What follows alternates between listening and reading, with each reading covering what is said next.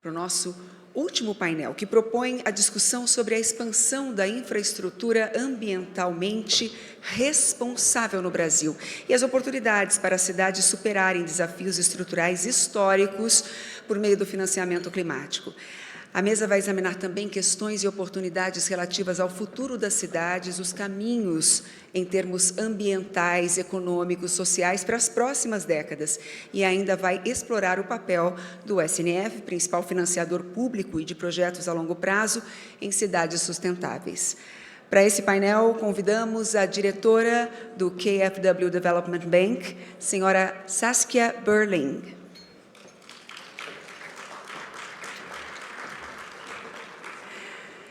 Também convidamos a presidente do Fomplata, senhora Luciana Botafogo.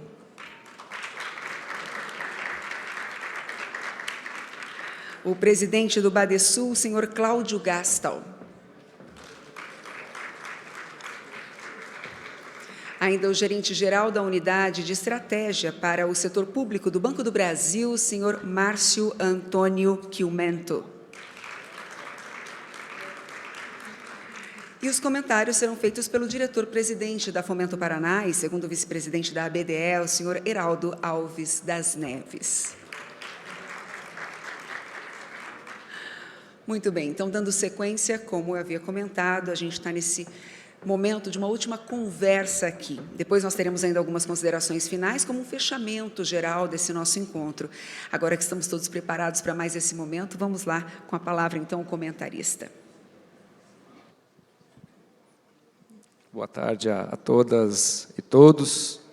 É um prazer, mais uma vez, um privilégio estar aqui com vocês novamente. Ontem já tive uma oportunidade de discorrer um pouquinho sobre a importante parceria ABDE-PNUD, em torno da metodologia de diagnóstico das nossas atuações e associação também com os Objetivos para o Desenvolvimento Sustentável. Não menos importante é esse painel, o último painel do dia, mas vamos aqui discorrer um pouquinho mais sobre o futuro das nossas cidades e, basicamente, em relação a alguns pontos importantes, mas principalmente discutirmos o financiamento, a transição de economia de baixo carbono das nossas cidades e também o financiamento às infraestruturas dessas nossas cidades. Trazendo com alguns elementos, eu acho importante colocar, registrar, e até porque foi uma questão também tratada hoje de manhã. Todos percebemos, né, o forte movimento migratório que o país sofreu, vem ainda ocorrendo, ainda nos anos 2000, agora nesse século, mas principalmente nos anos 70. Nos anos 70, nós tivemos movimentos migratórios, normalmente do campo para as cidades, mas também alguns movimentos do sul, da região sul, para as regiões norte, centro-oeste do país também, movimentos migratórios do nordeste, também para as regiões sul, sudeste. Isso fez com que nós tivemos, né, a leitura do cheque que os instrumentos de planejamento dos nossos municípios, principalmente, tiveram a partir, né, da pressão dessas populações em relação às estruturas básicas. Esses movimentos também, além da pressão das estruturas básicas, eles acabaram também por gerar forte adensamento populacional nas nossas principais cidades brasileiras, né? Isso fez com que as populações também que estavam chegando tivessem problemas de localizar suas moradias. Normalmente, essas populações chegando nas cidades nossas, né, elas acabaram por se localizarem em ambientes à margem, vamos dizer assim, né, dos aparatos sociais, dos principais instrumentos que os municípios têm para oferecer, para minimamente dar umas condições às nossas populações migrantes. Também houve, a partir desses adensamentos, pressão imobiliária muito forte, né, não só localizando essas populações às margens, mas também algumas interferências pontuais dos nossos planejadores, dos nossos gestores da cidade, fizeram com que populações primárias, que chegaram primeiro nesses centros urbanos, também tivessem que buscar outras localizações para suas moradias. Trazendo alguns elementos também do nosso censo, efetuado em 2022, nós hoje temos, né, e alguns dados são bastante importantes, mas hoje nós temos quase a metade da nossa população brasileira, quase 100 milhões de pessoas vivendo em grandes cidades, cidades com população acima de 500 mil habitantes, cidades que não passam de 70 cidades no nosso país, né, que tem esse nível populacional acima de 500 mil habitantes.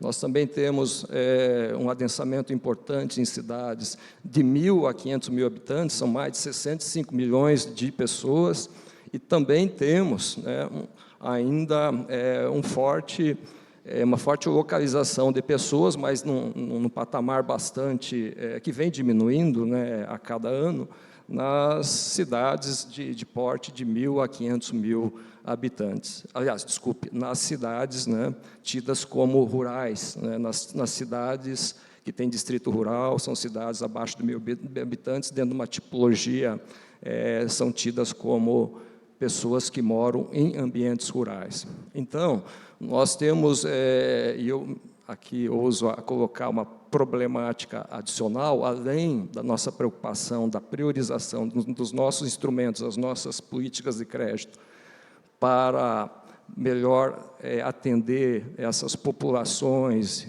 nessas cidades todas que nós temos no país, nós temos ainda que nos preocupar, claro, né, com as questões relacionadas, né, à descarbonização da nossa economia, né, em colocar instrumentos de mobilidade urbana também de baixo carbono e assim por diante.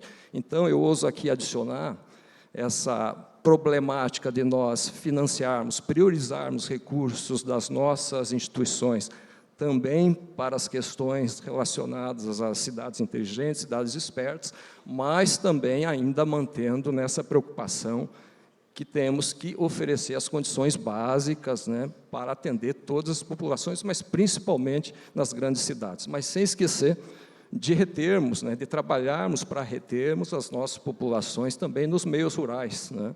Nós temos ainda no nosso país cidades que não têm conexão com outras cidades em pavimento asfáltico. Nós temos nas nossas cidades também problemas de conectividade, né? A banda larga não chega em todo o país, né? Nós temos quase 5 mil, mais de 5 mil municípios no nosso país.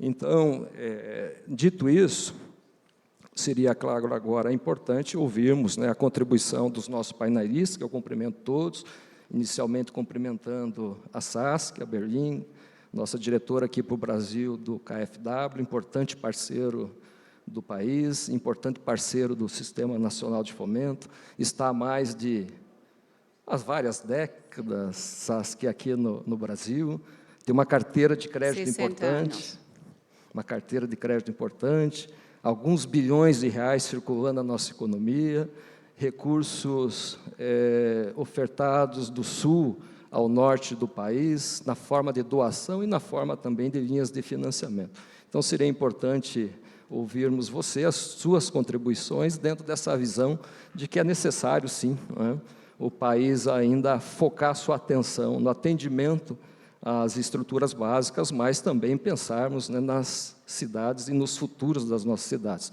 Por favor, Saskia, é um prazer contar com você, fique à vontade. Obrigada, Geraldo. Boa tarde a todos e todas. Sou Saskia Belling, a diretora do KfW no Brasil. Peço desculpas por meu português e, lamentavelmente, ainda preciso isso para falar.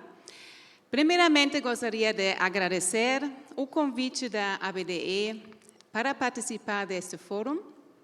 É um prazer poder fazer parte de um dos maiores eventos do país que aborda o tema sobre o financiamento ao desenvolvimento sustentável, sendo este um dos principais focos das ações do KfW no Brasil. Para começar, gostaria de falar brevemente sobre quem somos e o que podemos oferecer como parceiro financeiro para o setor de desenvolvimento urbano sustentável no Brasil. Somos o Banco de Desenvolvimento da República Federal da Alemanha. Neste ano complementamos 75 anos. Nossa sede principal fica na Alemanha, mas temos mais que 80 agências em todo o mundo, com mais que 8.000 colaboradores. Apenas em Brasília somos só 8. A cooperação entre a Alemanha e o Brasil já complementou 60 anos e nós somos a parte financeira dentro dessa cooperação. Como sectores focais, temos a proteção da floresta tropical, desenvolvimento urbano, incluindo saneamento, eficiência energética e mobilidade urbana. Temos contratos de empréstimos e de contribuições financeiras assinados no valor de 1,1 bilhão de euros ou mais que 7 bilhões de reais. Como sabemos, as cidades estão entre os principais contribuintes para as mudanças climáticas causadas pelo homem. Mas, ao mesmo tempo, as cidades são as principais vítimas das mudanças climáticas. Tendo em vista que mais de 80% da população brasileira vive na zona urbana e que a tendência é que esse número vá aumentar, é fundamental que sejam realizadas ações que promovem cidades mais resilientes. Nesse sentido, no Brasil, temos projetos no setor de desenvolvimento urbano sustentável, na área de saneamento, mobilidade urbana, eficiência energética inclusiva, transição justa e questões de gênero. Estamos apoiando que as cidades sejam mais inclusivas, resilientes, sustentáveis e seguras. Na área de saneamento, nossos parceiros exemplares são Sanepar, em Paraná, e Copasa, Minas Gerais. E nosso financiamento fica entre 50 e 80 milhões de euros e as medidas desses projetos abrangem a reabilitação de estações de tratamento de esgoto, a construção de novas estações e também promovemos ações de mitigação, como, por exemplo, a coleta e o aproveitamento do biogás emitido no tratamento dos efluentes. Nossos projetos sempre são acompanhados com medidas de capacitação e fortalecimento institucional para a melhoria da qualidade operacional e incluir assuntos de igualdade de gênero.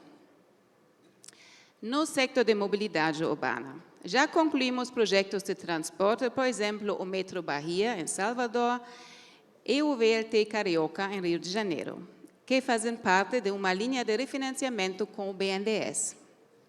Atualmente, investimos em estudos e projetos em Recife, Guarulhos, Fortaleza, Salvador e Curitiba, que promovam a redução de gases de efeito estufa, tecnologias de mobilidade adequada, integração de meios de transporte, que contribuam para um sistema mais eficiente e que tragam benefícios socioeconômicos e para a saúde da população.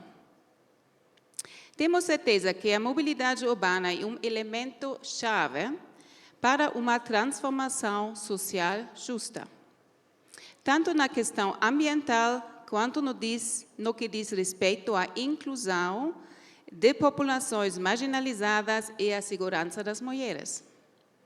Ações que promovam mais segurança são, por exemplo, vias com iluminação pública adequada, vagões e espaços apenas para as mulheres, entre outros.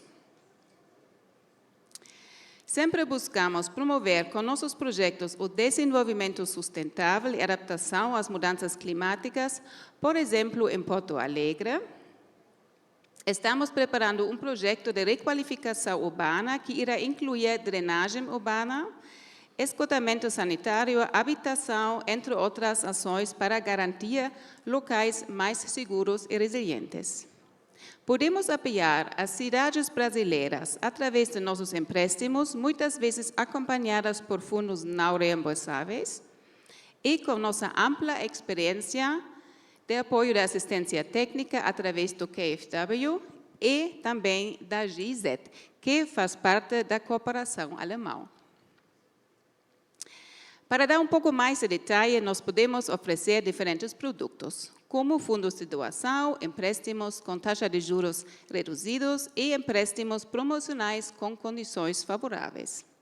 Os créditos podem ter um valor entre 50 até 500 milhões de euros e podemos oferecer tanto em euro quanto em US dólares. Lamentavelmente, não em reais, ainda.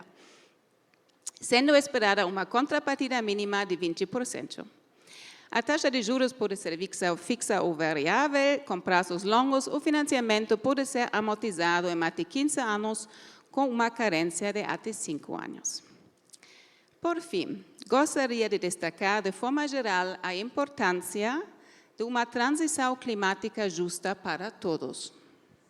Os desafios sociais, ambientais e relacionados ao emprego da transição justa abrangem muitas dimensões, tais como a perda e mudança de empregos, requalificação da força de trabalho, efeitos distributivos das políticas de descarbonização e a proteção dos direitos sociais e a participação dos cidadãos.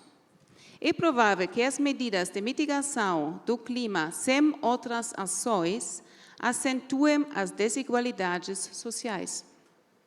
Nesse sentido, é importante fortalecer também grupos mais vulneráveis, como mulheres, que serão diretamente mais impactadas pelos efeitos da transição. Por isso, financiamos medidas específicas contra a pobreza energética e de transporte, por exemplo, apoiando e facilitando a acessibilidade, bem como o custo das tecnologias de baixo carbono para as famílias da baixa renda. Isso só será viável e realista com o engajamento de todos, e nós do QFW temos interesse e disponibilidade para apoiar nesta transição justa. Muito obrigada pela sua atenção.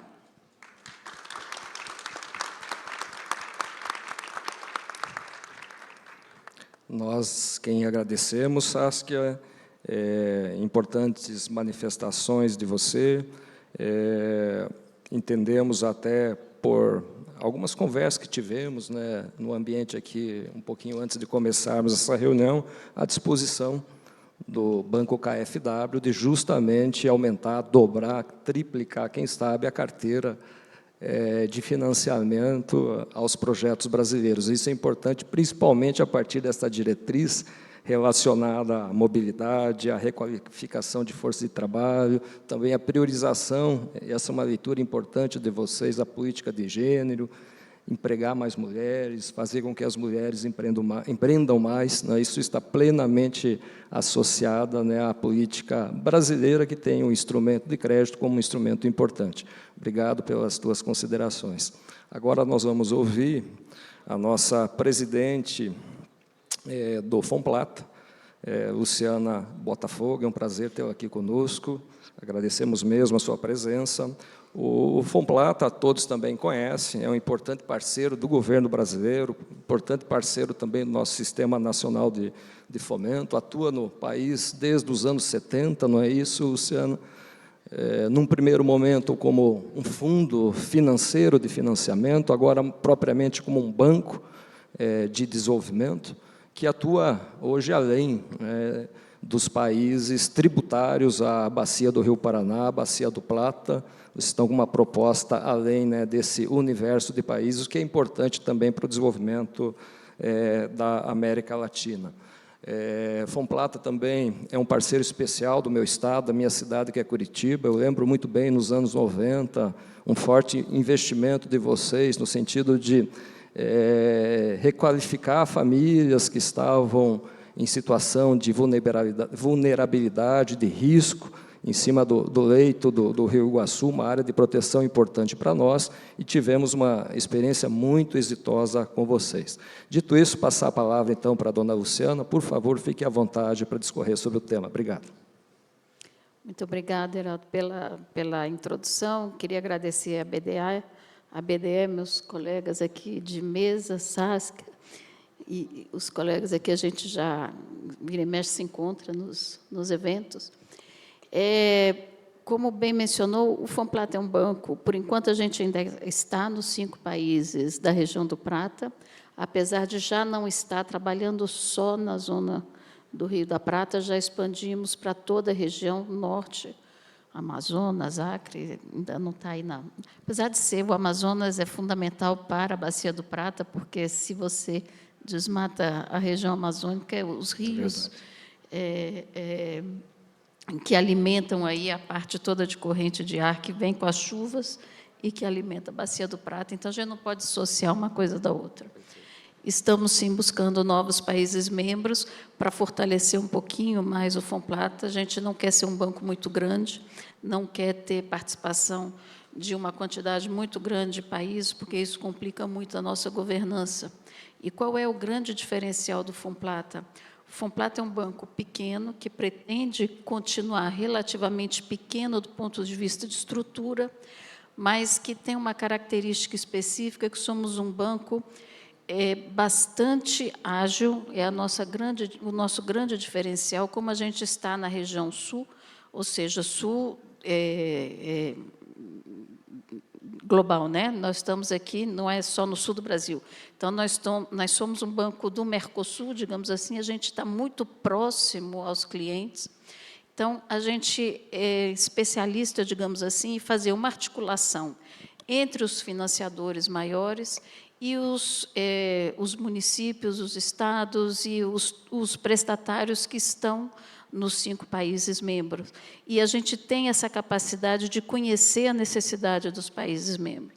Então, a gente financia, obviamente, todos os nossos projetos estão alinhados às ODS, a gente financia, está muito preocupado com a questão da mudança climática, a KfW é um financiador nosso, a gente tem parceria com a KfW, assim como a gente tem parceria com o BEI, com o BID, agora com o Banco Mundial estamos negociando uma garantia MIGA, com a CAF, que estava aqui. Então, a gente capta com todos esses grandes e tem a capacidade de utilizar os recursos, especialmente para esses pontos específicos de mudança climática, de eficiência energética, de água, saneamento, tudo isso que a Saskia acaba de mencionar, a gente financia, só que de uma maneira mais integrada e muito adaptada à necessidade do nosso prestatário, aqui no Brasil, especificamente, aos municípios. Então, a gente tem uma carteira grande, de mais de 12 municípios. Na fila da Cofiex, mais cedo, estava aqui a Renata falando do tempo que demora a Cofiex. Então, na fila do Cofiex, a gente já tem pelo menos uma dúzia de projetos que vão entrando num pipeline, porque a gente sabe que vai demorar. Então, a cada Cofiex passam 2, 3, 4 projetos, 2, 3, 4 municípios, e já tem uma fila para dezembro, para janeiro do ano que vem, etc., para a gente poder circular esse recurso de maneira bastante ágil, bastante rápida. E aí, o que eu queria só chamar a atenção aqui nesse fórum, o que a gente tem que ter muito cuidado ao financiar municípios. A gente tem que entrar, por um lado, fazendo fortalecimento institucional para garantir um banco de projetos. Alguns municípios que já vêm trabalhando conosco há algum tempo, já está na linha 2 ou na linha 3 conosco, então eles já vão preparando os projetos e já vão deixando no forno, digamos assim, sem necessariamente ter que fazer um empréstimo muito grande de 100 milhões, 150 milhões, 200 milhões, porque sai caro para o município. Nós, como banco, a gente não tem condições de captar recurso muito barato ou repassar muito barato. A gente repassa mais barato do que o recurso local. Ainda assim, é mais barato. Mas a dificuldade é que, às vezes, o dinheiro fica parado, e dinheiro parado é dinheiro caro, porque tem comissão de compromisso. Então, por mais que o recurso do BEI, por exemplo, é um recurso bastante barato, se você não utiliza e não gasta ele na hora, esse recurso vai cobrando comissão de compromisso, e se não executar, fica caro para o município. E por que ele não consegue executar? Porque ele não tem um banco de projetos que está pronto para ser licitado, pronto para ser atendido. Então, esse é um primeiro problema, articular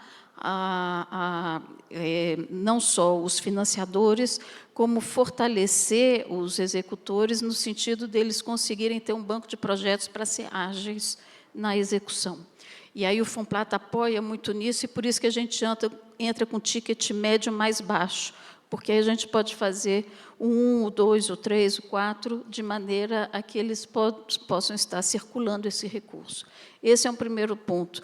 O outro ponto, a gente tem linhas específicas mais baratas de gênero, para incluir a perspectiva de gênero no projeto.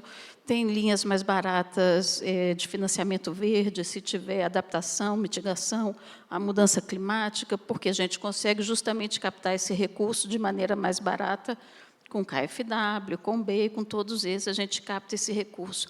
Mas a gente tem que ser flexível o suficiente para entender que o município não pode fazer tudo de maneira 100% verde ou 100% gênero, porque a demanda do município vai muito além, sobretudo nos nossos países, vai muito além dessa agenda. Então, essa agenda é uma agenda necessária, fundamental, mas ela é complementar às outras demandas do município.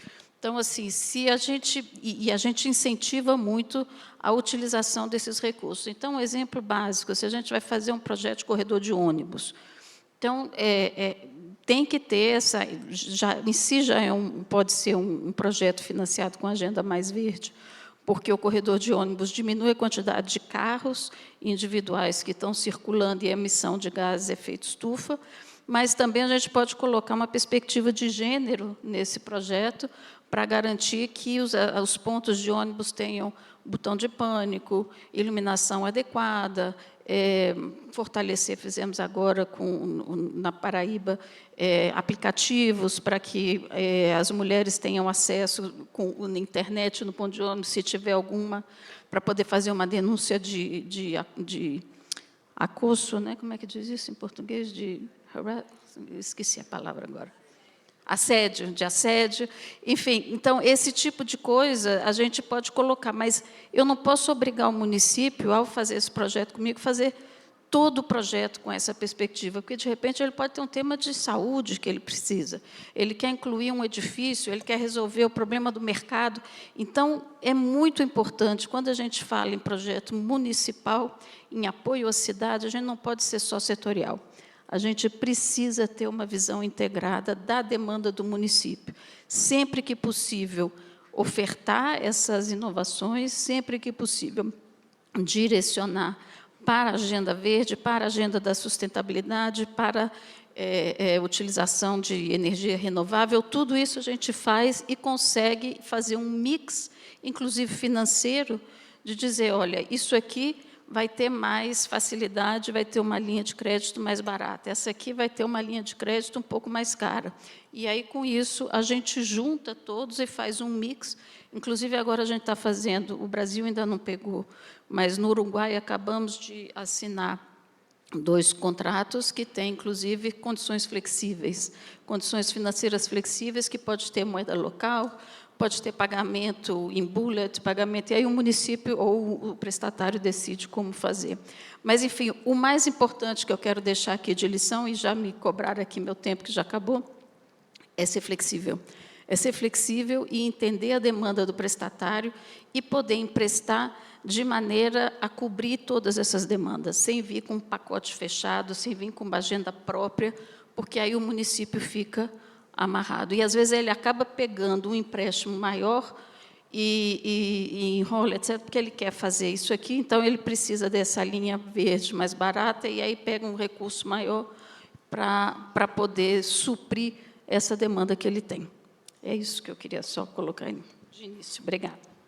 Perfeito.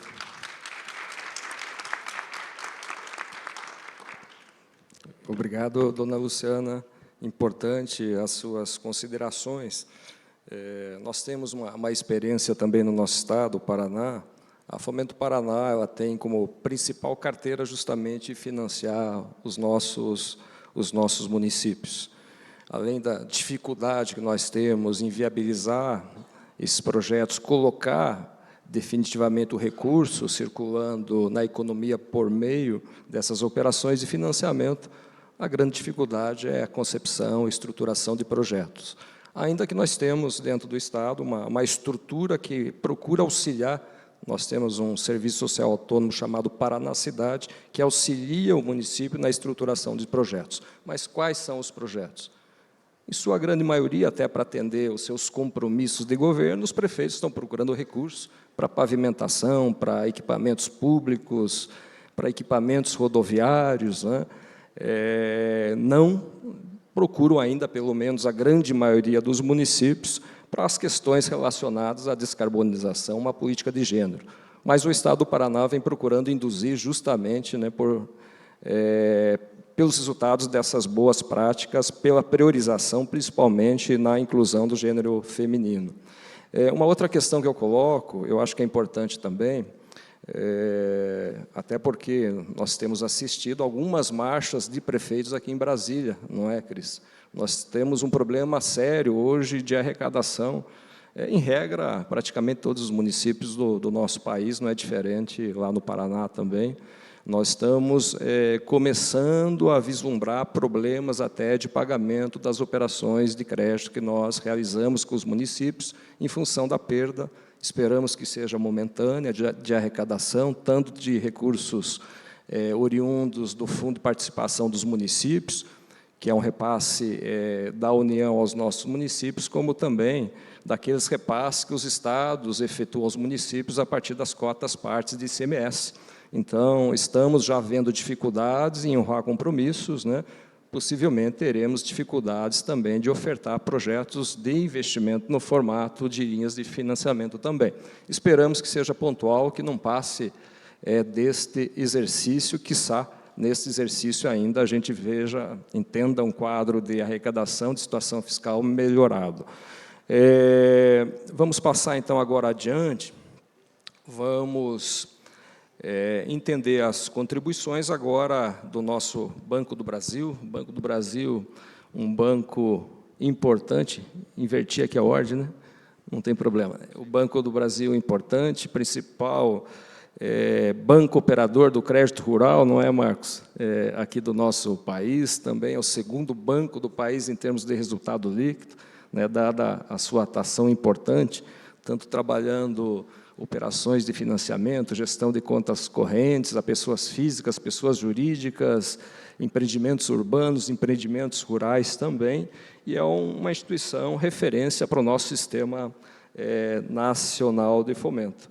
Importante, Marcos, ouvirmos você, que é gerente-geral da Unidade do Setor Público, quais são as diretrizes, o olhar do Banco do Brasil em relação a esse tema futuros das nossas cidades. Por favor, fique à vontade. Obrigado pela tua presença, Marcos. Eu que agradeço, boa tarde a todas, a todos, né? Membros painelistas, né? Membros da BDE, colaboradores, convidados. Para nós é uma honra muito grande participar deste evento e comentar um pouco dos resultados que o banco vem atingindo nesta pauta, né? Assim como qual a estratégia, né, que nós temos aí definidas no médio e longo prazo e que o banco tem como um canal importante, né, de distribuição de recursos públicos para fomentar o desenvolvimento sustentável e social, né? Mas acho que a primeira pergunta é como que um banco comercial, um banco de investimento, como é o caso do Banco do Brasil, pode apoiar no desenvolvimento sociável, né? E o que crédito carbono tem a ver com banco, né? Mas eu posso resumir que tem tudo a ver, né?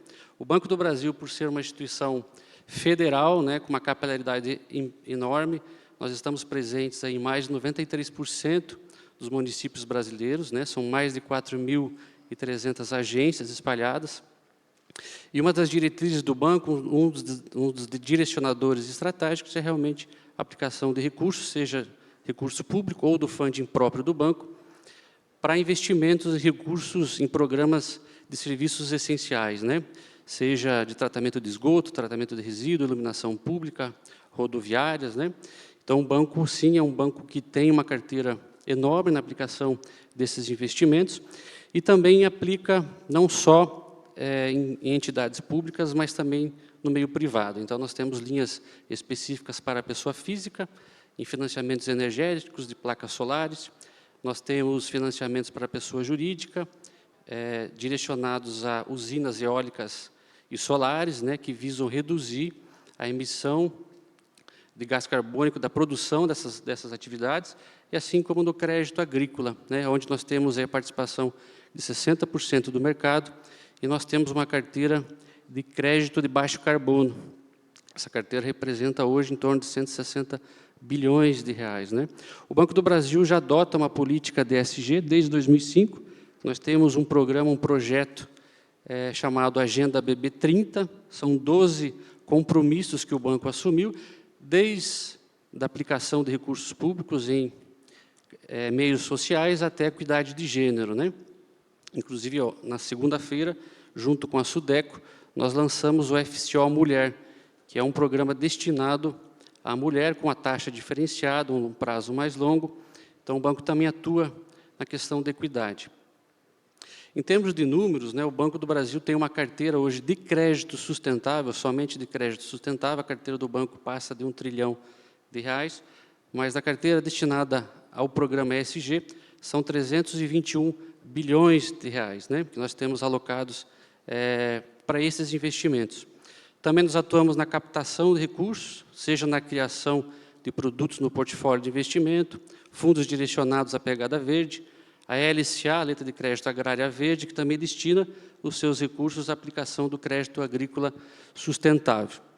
Na economia de baixo carbono, além do financiamento próprio da agricultura para melhorar a produtividade e reduzir a emissão de gás carbônico e também da maior proteção aos recursos naturais, nós temos também agora, recentemente lançado, a questão do PEC, né, que vai direcionar 610 bilhões de reais para investimentos em infraestrutura viária, de iluminação pública, tratamento de esgotos, enfim. E em relação ao financiamento da infraestrutura para cidades, né, olhando muito o campo do futuro das cidades, como que o Banco do Brasil vem atuando? Nós temos uma linha de crédito específica para a questão de eficiência energética, chamado PEN, né, um Programa de Eficiência Energética, onde nós financiamos as entidades públicas, desde iluminação, né, programas de iluminação pública, financiamento de ônibus elétricos, né.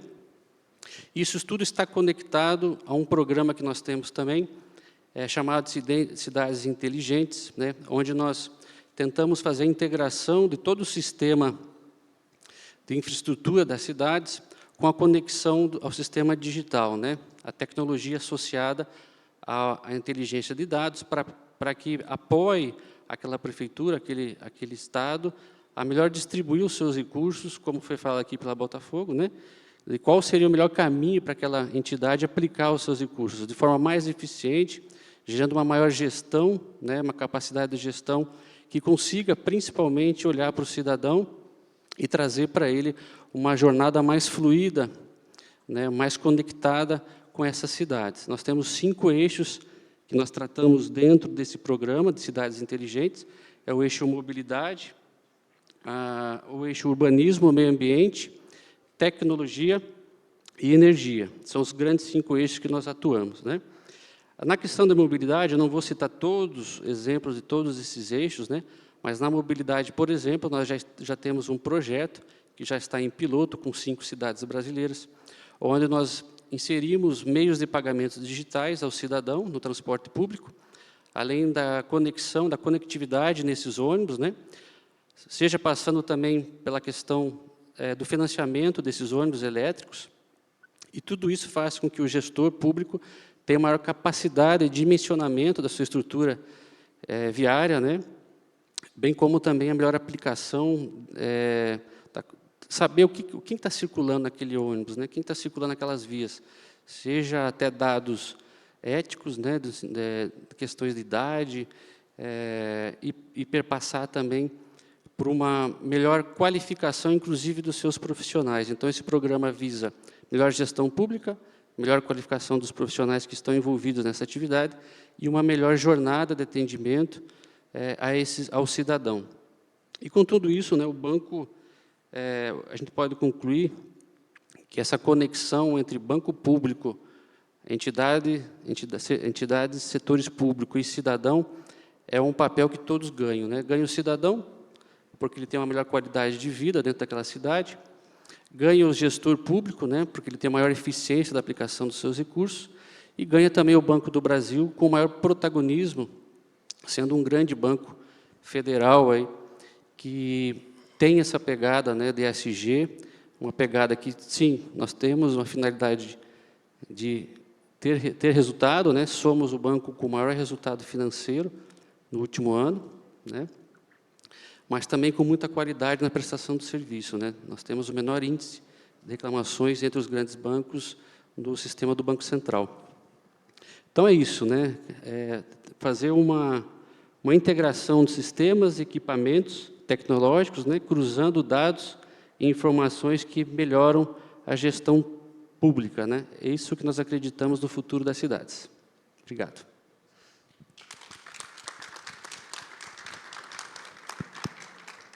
Nós quem agradecemos, Marco, importante também essa tua manifestação, essa oferta de alguns produtos que também nós não temos pleno conhecimento, então é sempre oportuno ouvir isso do grande banco do país em termos também de ativos, que é uma dimensão importante, né? Vocês são campeões também nessa dimensão, né?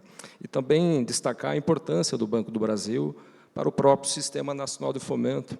Eu lembro que, na década passada, vocês intermediaram linhas de financiamento de um programa chamado ProInvest. Esse programa foi importante para algumas instituições do Sistema Nacional do Fomento. Nós, mais uma vez aqui falando do Paraná, nós via Tesouro do Estado, recebemos um aporte, um aumento de capital social oriundo dessa linha, desse programa intermediado por vocês.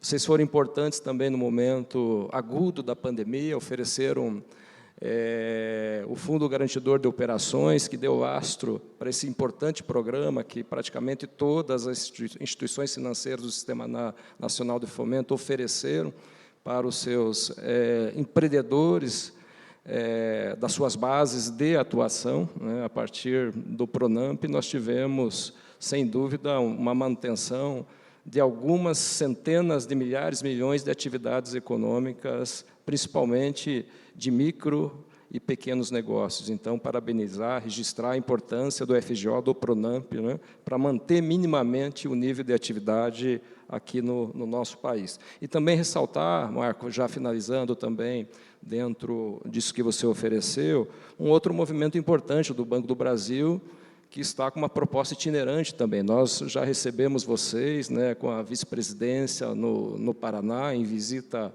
ao nosso governador, justamente ofertando um leque de possibilidades. E a gente ainda quer crer que nós trabalharemos em parceria, uma parceria pioneira no Sistema Nacional de Fomento, Fomento Paraná e Banco do Brasil, em torno daqueles recursos, né, do DIM, né, do Depósito Interfinanceiro de Microfinanças. O Banco Comercial trabalha, não é, Paulo, com esses recursos, oferecendo, a partir de linhas de financiamento à microempresa, ou fica parado sem remuneração no Banco Central. Então, para nós é uma oportunidade única, muito importante, de trabalharmos em parceria com vocês também.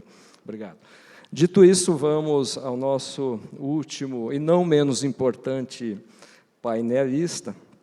Vamos ouvir agora nosso diretor-presidente do Badesul, Cláudio Gastal, o que ele tem a oferecer para nós dentro desse tema que envolve esse painel.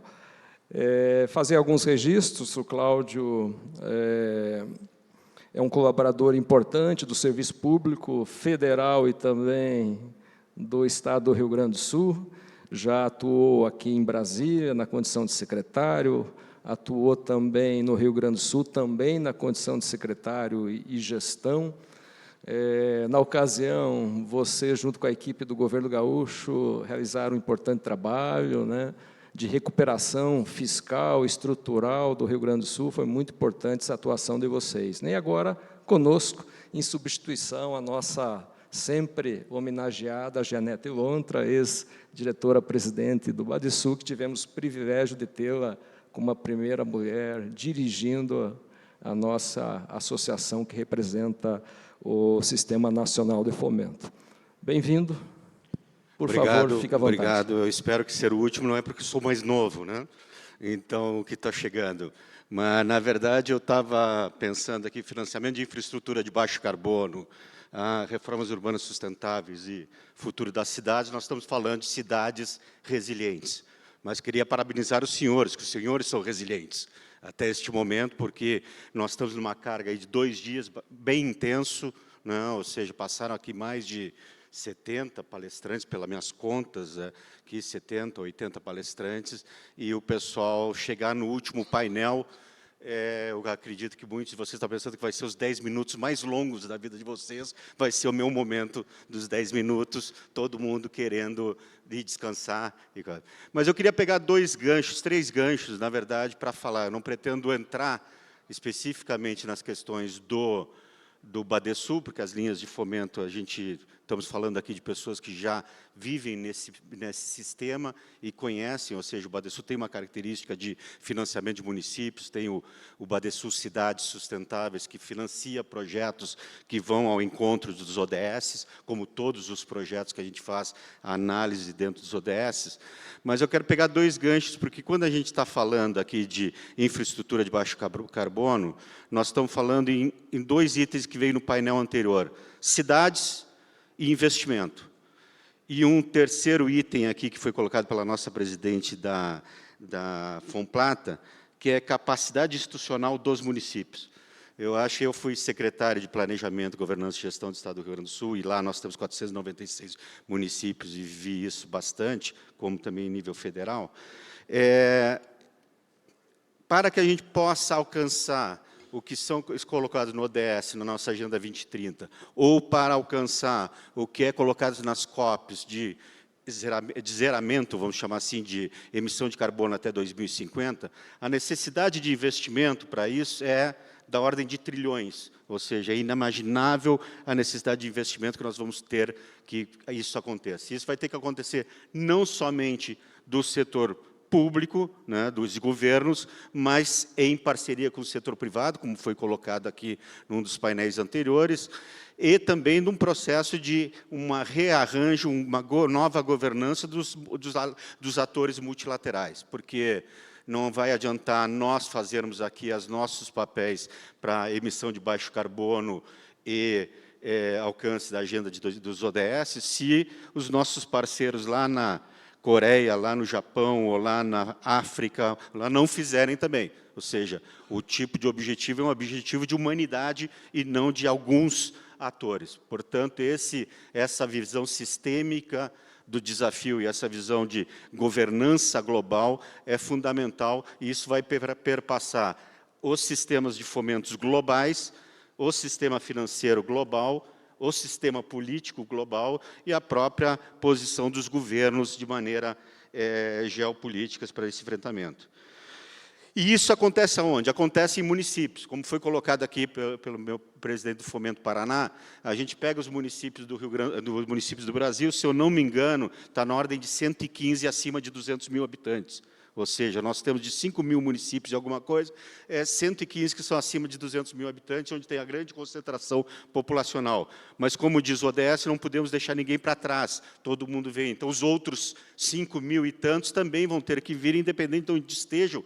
E, por mais que a gente ache que não está havendo muito impacto ambiental nestes pequenos municípios, por uma questão colocada pela nossa presidente aqui, que é a incapacidade institucional dos municípios, né?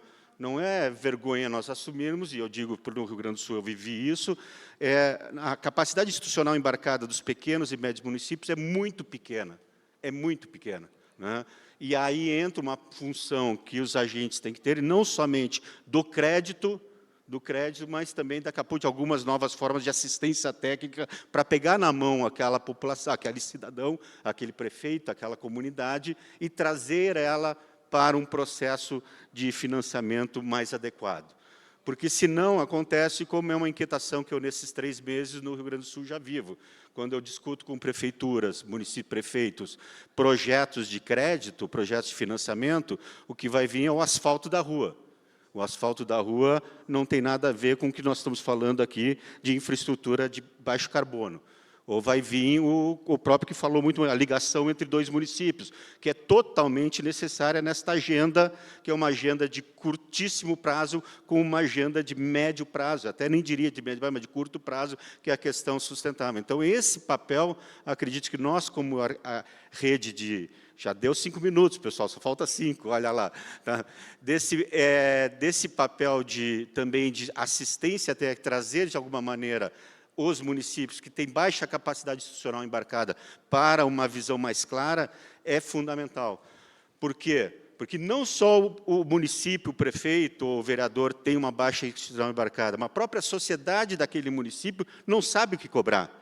Não sabe, não tem a consciência, não tem a maturidade para essas dificuldades que nós estamos vivendo em termos. Parece que é aquela coisa que acontece no outro lado do mundo e não aqui nós estamos vivendo. Ou seja, o Rio Grande do Sul, como outros estados, mas nós vivemos, primeira vez, alguns eventos climáticos que eram totalmente fora da nossa realidade, né, de ciclones extratropicais, assim por diante, que não era a nossa realidade. Ou seja, a realidade bate a porta daquele pequeno município que o ciclone levou tudo.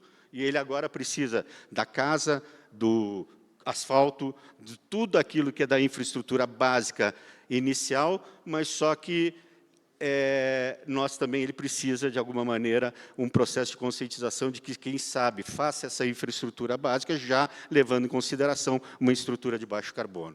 Portanto, eu não queria cansá-los com o portfólio do Badesul, mas trazer um pouco de reflexão disso, ou seja, o desafio é muito grande e esse desafio é de todo o sistema, não somente na questão de crédito, mas também num repensar como nós fazemos para chegar junto ao pequeno, a assistência técnica daquele pequeno município, que efetivamente ele tem gente lá, a barriga, eu digo assim, o calo no umbigo da barriga no balcão que acontece lá, é fundamental para que a gente possa enfrentar os desafios que são do ODS, mas principalmente a de emissão de baixo carbono. Obrigado.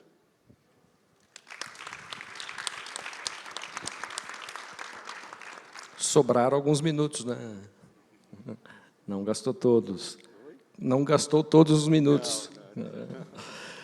Mas importante também tua contribuição. Mais uma vez, muito bem-vindo ao nosso sistema. É um prazer tê-lo aqui conosco. O Badesul, para nós, é uma referência, é uma das 3 grandes agências de fomento do país. Nós, do Paraná, copiamos vocês, principalmente os movimentos relacionados a unir recurso, a unir empresas de base tecnológica. Queremos implementar esse modelo também dentro do nosso estado.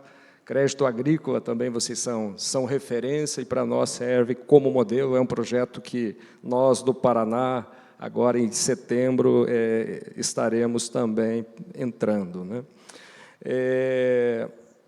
Importante essa sua visão também, que combina, está plenamente associada às demais falas. É importante uma orientação técnica. É a proposta, de modo geral, das instituições laterais, multilaterais de financiamento parceiras do país e do sistema nacional de fomento. Então, também a gente faz coro, né, Cláudio, justamente esse olhar importante para assistir os nossos pequenos municípios.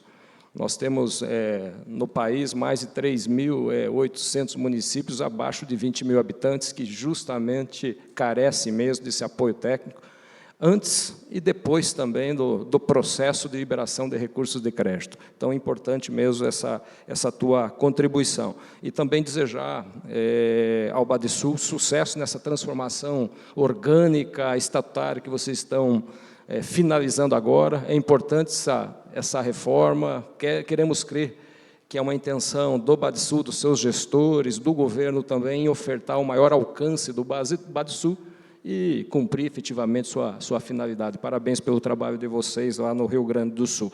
Nós finalizamos, então, esse primeiro bloco. Temos quanto tempo ainda? 5 minutos. Alguma questão a ser registrada aos nossos painelistas? Então, vamos às considerações finais. Por favor, vamos começar, então, aqui pela nossa Saskia, nossa diretora do KfW para o país. Fique à vontade, Saskia.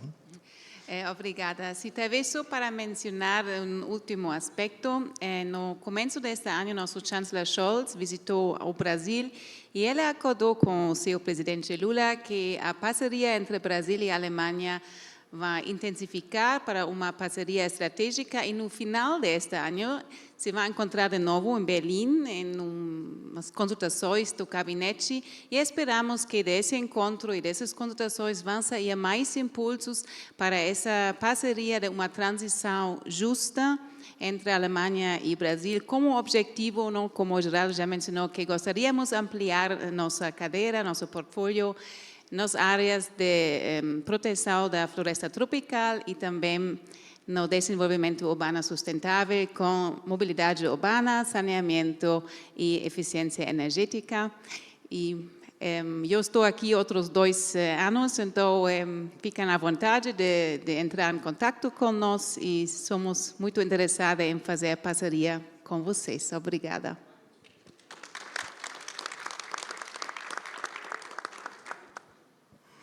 Vamos, portanto, ouvir na sequência as considerações finais da nossa Luciane Botafogo. Fique à vontade. Obrigada. Não, aqui eu acho que é só, resta nesses 2 minutinhos agradecer a iniciativa da BDE. Hoje, a importância dessa iniciativa, América do Sul, América Latina, hoje está no olho do furacão. Não só do furacão per se, que realmente nas mudanças climáticas tem condições adversas, mas no sentido de que o mundo está de olho na América do Sul. Somos um grupo que temos as nossas diferenças, nossos conflitos, mas somos uma região pacífica, uma região produtora de alimentos, uma região riquíssima em energia e em minerais, e a região que mais tem condição de fazer essa transição para a economia de baixo carbono e contribuir para essa agenda global. Então, por isso que a Alemanha, União Europeia, China, o mundo inteiro está de olho na nossa região. Então, o que a gente precisa fazer, e a BDE, nesse ponto, com essas iniciativas, ajudam, que é a gente tentar se organizar, porque todos os nossos recursos não são suficientes para resolver, nem só os públicos, nem os privados, para resolver a questão dessa transição. Então, a gente tem que ser muito eficiente, muito integrado, muito cooperado entre nós, para a gente conseguir, com pouco recurso que a gente tem, ser efetivo e conseguir traduzir esses recursos em fortaleza nos municípios, nos estados, nos países, para conseguir mudar a governança local e conseguir fazer com que a gente seja menos necessário no longo prazo, que os próprios países consigam se organizar para fazer essa transição. Então, eu acho que a gente tem que estar aí plantando a sementinha, mas depois essa transição mesmo tem que ser feita pelos próprios países. Então, tem que aproveitar esse momento, que é um momento crucial e muito importante para a nossa região.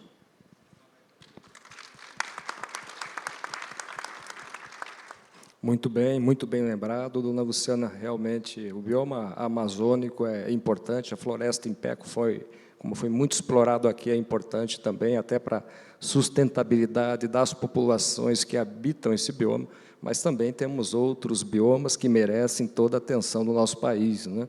O bioma atlântico, o bioma do semiárido, do cerrado, Pantanal, são biomas importantes que também podem ser explorados comercialmente, né? Muito bom, obrigado. Vamos agora, pela ordem como a gente iniciou, ouvir o nosso Marco Antônio para suas considerações. Fique à vontade.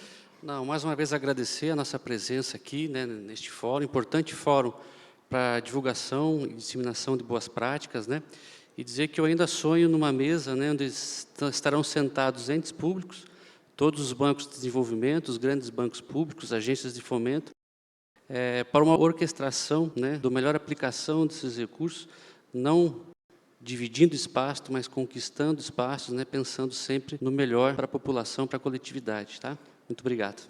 Nós quem agradecemos. E vamos, finalmente, à contribuição final do Cláudio. Eu queria Gastal. agradecer, estreia na BDE, então obrigado pela recepção, receptividade, e contem conosco que a gente vai estar sempre junto, e esse desafio é de todos nós. Okay?